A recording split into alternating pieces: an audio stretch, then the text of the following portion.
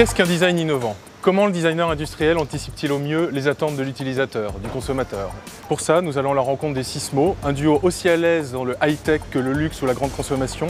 Leur logo, c'est un mouton crachant du feu et leur dernière expo s'appelle Design et Foot. Autant dire que ces deux-là ont du tempérament et une vision très personnelle du design.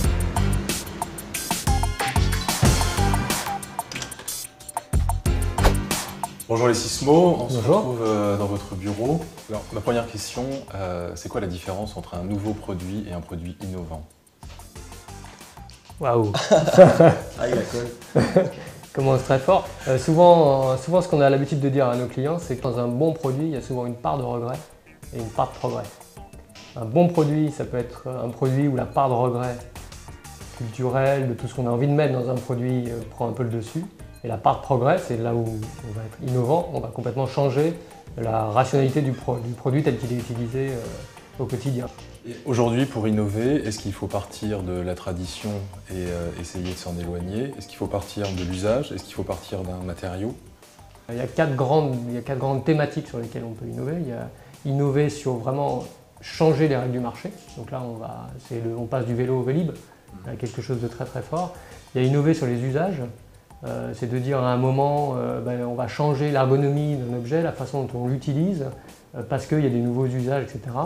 Par exemple, c'est la tasse à café qu'on a fait pour les cafés Richard. La troisième façon, c'est innover pour modifier les règles sociales. Et puis la quatrième, c'est innover esthétiquement. C'est-à-dire qu'on peut innover aussi esthétiquement, comme il y a beaucoup de designers qui travaillent sur cette partie-là, par les matériaux, les couleurs, les formes, les nouveaux référents, qui fait que quand on a vu pour la première fois le presse-citron de Stark ou autre, on se dit tiens, c'est pas un presse-citron. Et finalement, entre ces quatre façons d'innover, chacun se positionne dans un des angles. Nous, on part du fait qu'on choisit au départ avec l'industriel où on va aller et comment on va innover. Dans quel angle on part? Est-ce qu'on part vers la tasse à café, par exemple? Eh bien, cette tasse à café, je vous propose d'aller la découvrir sur place, à la terrasse d'un café. Alors, nous voici au café du marché des Enfants Rouges, où on va retrouver la tasse que vous avez dessinée pour Café Richard. Concrètement, c'est quoi l'idée? Cette tasse est en fait un outil pour le cafetier. C'est ça la problématique. C'est qu'il y a des données au cafetier qui sert du Café Richard. Donc en fait, le vrai usager, c'est pas vous à la terrasse ou vous à la table, c'est le cafetier qui a besoin de l'empiler facilement, de la nettoyer facilement, de faire en sorte que la mousse reste bien intègre, etc., etc. Donc en fait, on a travaillé avec le Café Richard sur toutes les contraintes liées au service du café. Et du coup, cette anse inversée, qui paraît être un parti pris esthétique, est surtout à l'origine un parti pris d'usage, puisqu'elle s'empile mieux, elle est fabriquée plus rapidement, etc., etc. Souvent, ça va être assez réducteur ce que je vais dire, mais le design, c'est quand même aussi prendre toutes les contraintes et trouver la faille dans ces contraintes et dire là, hop, on trouve un chemin de biais, de travers et on peut enfin faire de la création. Alors, puisque nous sommes dans un café et que dans un café on boit aussi des verres, on va aller voir chez Quantum dans quelle mesure ce matériau fait lui aussi l'objet de nombreuses innovations.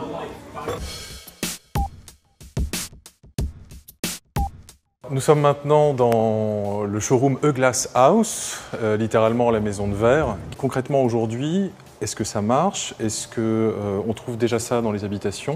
Est-ce que les applications en résidentiel sont déjà palpables pour le grand public? Et ce qui est étonnant, c'est de voir à quel point, finalement, dans l'innovation, amener une innovation sur du verre quand on ne le voit pas, c'est très compliqué à le faire passer d'un point de vue de l'usage, parce que les gens se disent mais non, mais du verre, je connais, pour moi c'est dans mon univers déjà, et si on nous dit oui, mais c'est du verre chauffant, c'est du verre qui devient opaque suivant vos besoins, etc., etc., il y a une espèce de petite fracture entre ce qu'on a déjà dans la tête en termes d'usage et les possibles.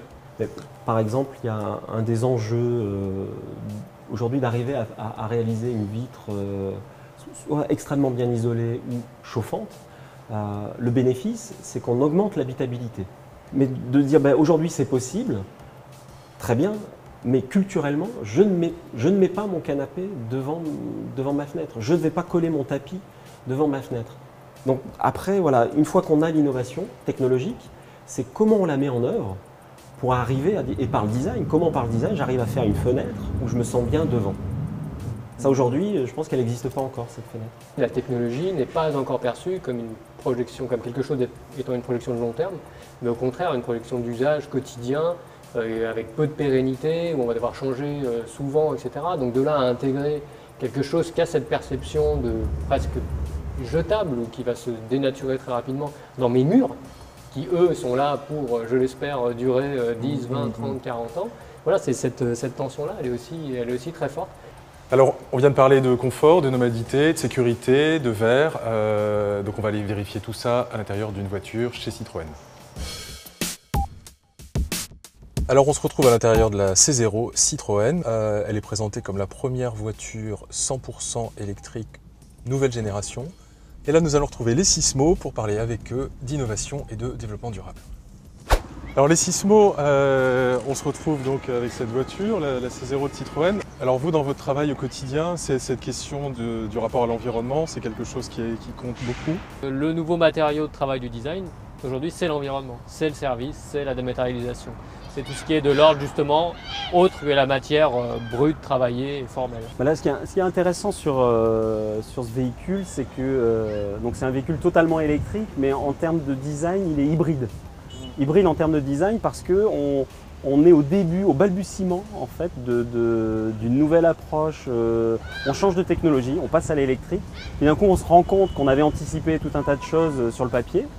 Et puis lorsqu'on met en œuvre l'objet, voilà, par exemple, si j'enclenche ma climatisation, j'ai une lecture immédiate de combien d'autonomie je perds. Dans la maison, on est aussi en train d'assister à ce type de changement sur les raisons d'être, les intérêts, sur le cycle de l'eau. Est-ce que c'est encore intéressant de tirer sa chasse d'eau avec de l'eau potable? Voilà, d'un coup, on prend conscience de choses qui étaient complètement délaissées. Et qui font naître par le design de nouvelles formes de réponse, de nouvelles approches. Et aujourd'hui, on a l'impression qu'il y a une prise de conscience que chaque petit paramètre de confort qu'on va régler, on est prêt à perdre un petit peu de l'autre côté. Et que c'est aussi une notion de confort global que de bien gérer énergiquement sa maison pour des questions qui peuvent être très pragmatiques, qui sont des questions de coût, mais aussi pour des questions justement d'attention à l'environnement, de nouvelles façons de vivre dans cet environnement.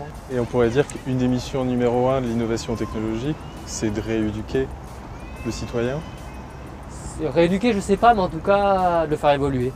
Et peut-être que justement d'arriver à anticiper les innovations, c'est d'anticiper l'évolution de la société. Et c'est peut-être le truc le plus dur à trouver, parce que souvent quand on parle innovation, tout de suite on va vouloir mettre une technologie, se dire l'innovation c'est une technologie, alors que l'innovation c'est aussi inventer ce que va être cette modification de comportement social.